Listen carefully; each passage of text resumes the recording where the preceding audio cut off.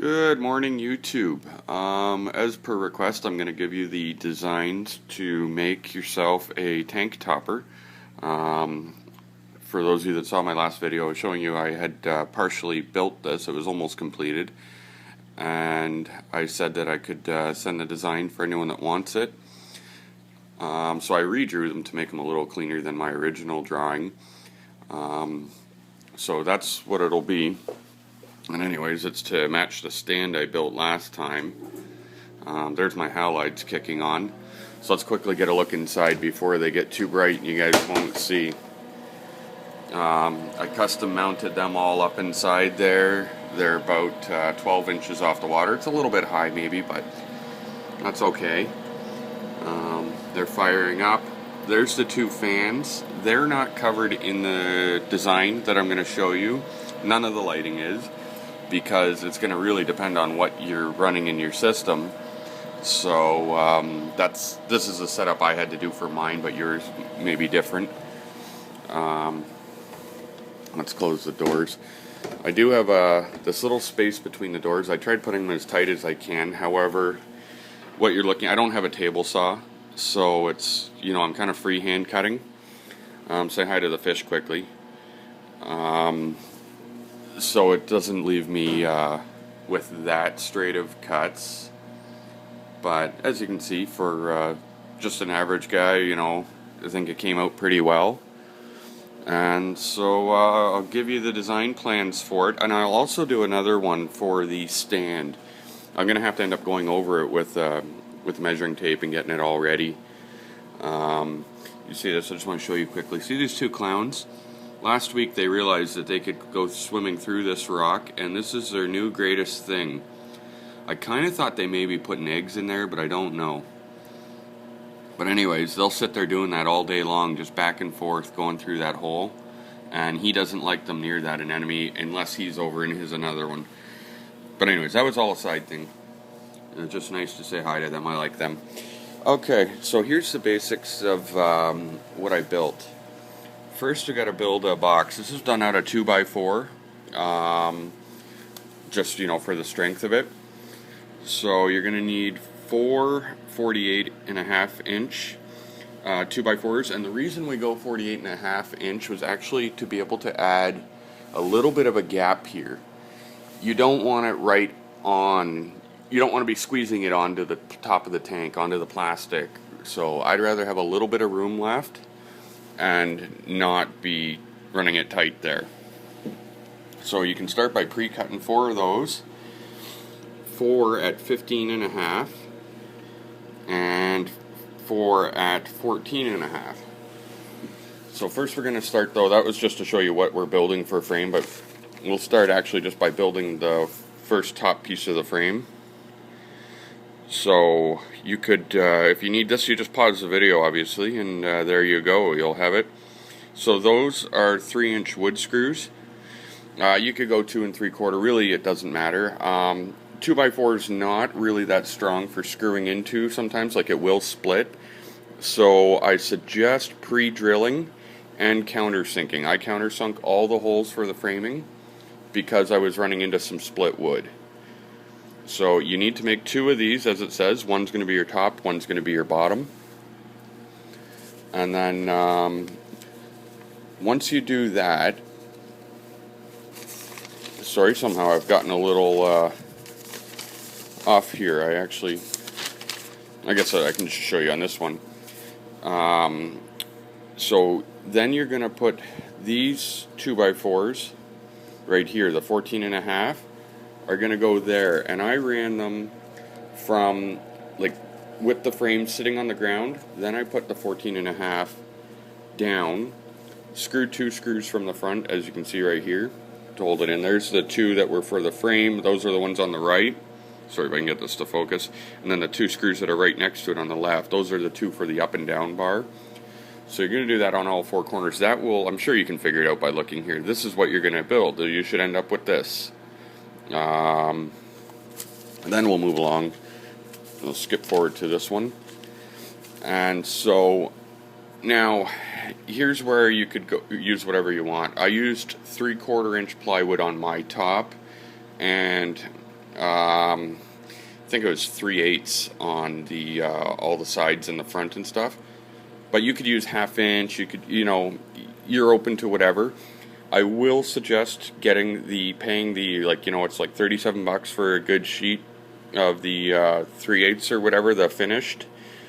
It's all smooth. You still do have to light sand before you go ahead and do your stain or paint, as the case may be. But anyhow, you can see here what we're doing. And you're going to use an air nailer or finishing paneling nails. I just used an air nailer. I've got it. It's easier. So all the way around, make sure you do a good job. Now all of a sudden you've got this, 5-sided box. And so basically I just want to get you a good view of that. So we've got the box. Then if you have a router, you can use a router, or you can just, I have a router. I didn't use it though. I just used a jigsaw. And you want to cut out, if you remember, there's the stud that runs right along here on the bottom. My drawing's not that accurate, like it's not showing it as close as it really would be. It's going to be the 1 3/4 or whatever 2x4 is.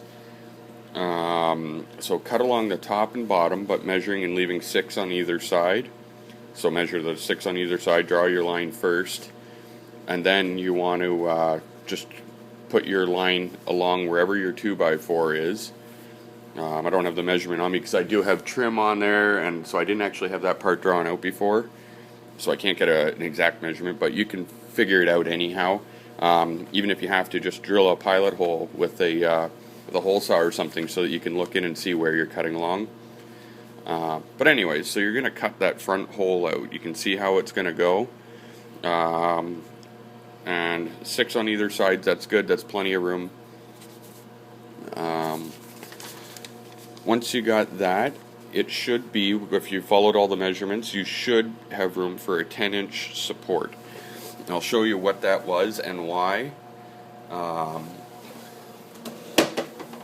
if we look right here, that is this beam right here, because we didn't have it. So I'll try and see if you can look in.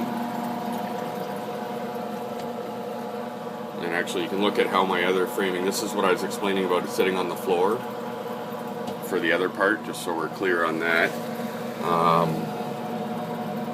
So these 2 supports were put in after, and you can screw up from underneath or try like this, which is what I did for the top one, and then the bottom one I said forget it, and I just drilled up from underneath.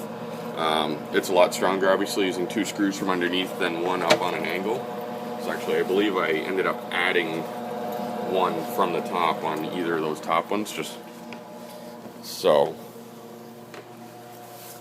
And then that's going to give you the support you need for your hinges, but we're still quite a ways away from hinges anyway.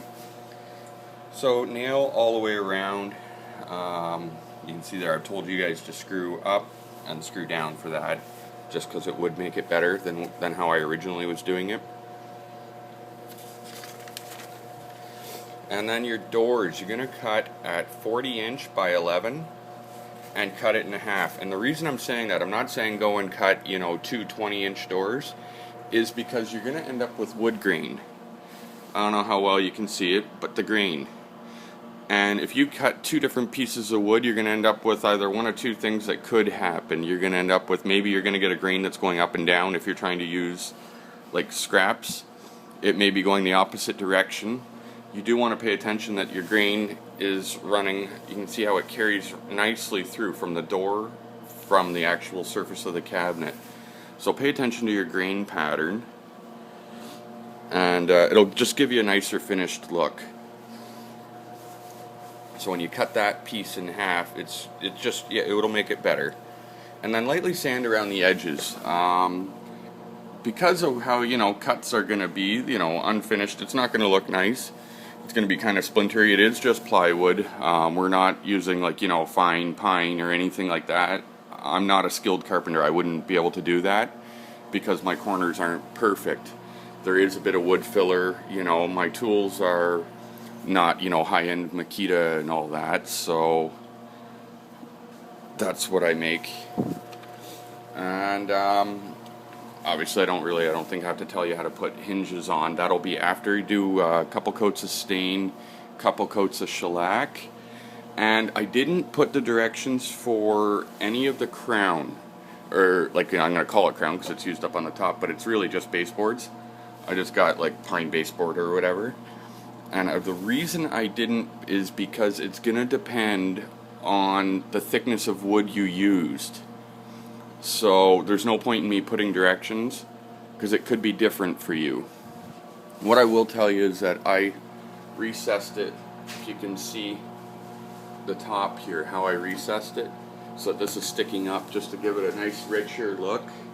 And then from down here, if you see if I can focus in on there, anyways, I can fit my finger up in there, and I didn't shift it over very far, like this side's right up against the edge, I just got to move it over. But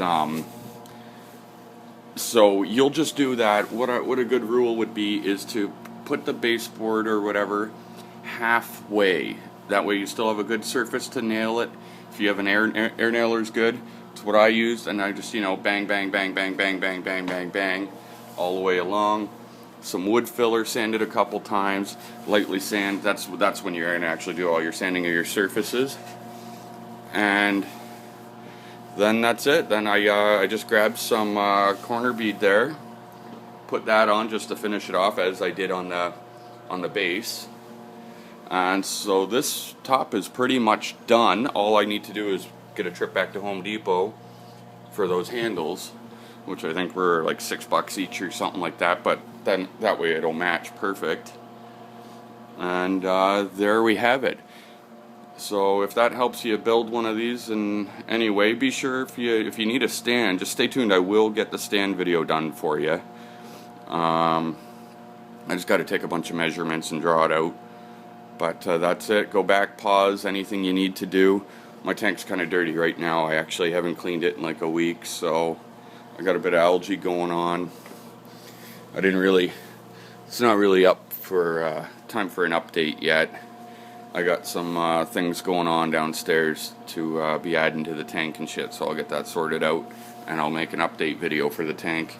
But hope you guys enjoyed it. This is a fairly simple project for anyone with a few tools. You don't have to have a whole lot of know-how. See if I can stand back. And the light in the middle is very annoying. I'm going to put in a flapper or something to cover that just because it's not a very nice look. So, but anyhow, the stand does look, nice. I